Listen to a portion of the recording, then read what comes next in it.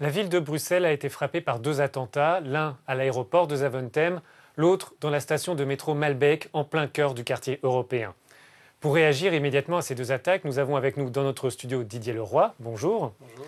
Vous êtes chercheur à l'École royale militaire et à l'ULB, l'Université libre de Bruxelles. Est-ce que vous êtes surpris par ces attentats ?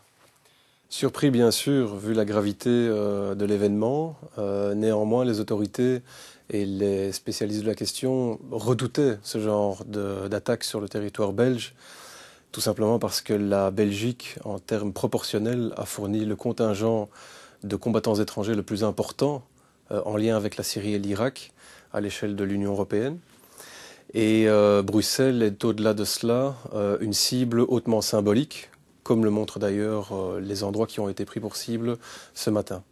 C'est le symbole bruxellois qu'on a voulu toucher avec ces attentats ? On a voulu surtout toucher la dimension internationale de la Belgique et la capitale de l'Europe. L'aéroport international, évidemment, puisqu'il s'agit de l'endroit par excellence où l'on voyage vers l'étranger.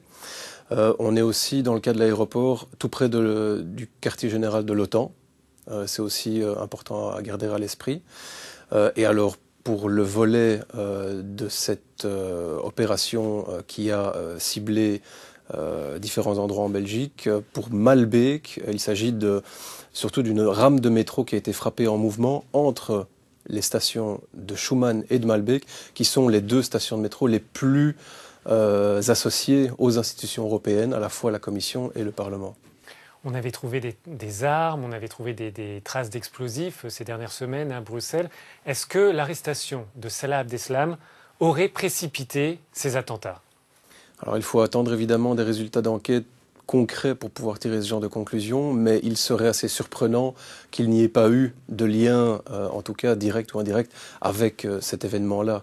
Donc une attaque aussi synchrone a probablement été élaborée depuis un certain temps déjà, mais son déclenchement a manifestement dû être précipité suite à l'arrestation de Salah Abdeslam. C'était l'un des objectifs de ces attentats, c'était de frapper tous les esprits ?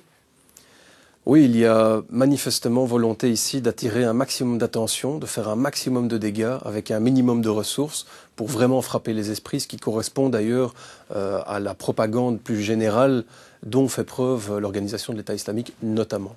Est-ce que l'on peut s'attendre en 2016 à une intensification de la menace terroriste en Europe ? Alors malheureusement, le terrorisme ou la violence politique est un phénomène qui a toujours existé et qui existera toujours. Aucun dispositif de sécurité ne permet d'atteindre le risque zéro.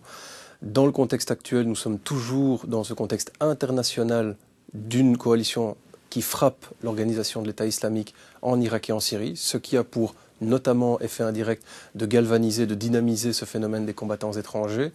Je pense que nous sommes encore donc dans une période ou une tranche d'années durant laquelle il faudra rester absolument vigilant par rapport à ce genre de menaces. Didier Leroy, merci. Merci.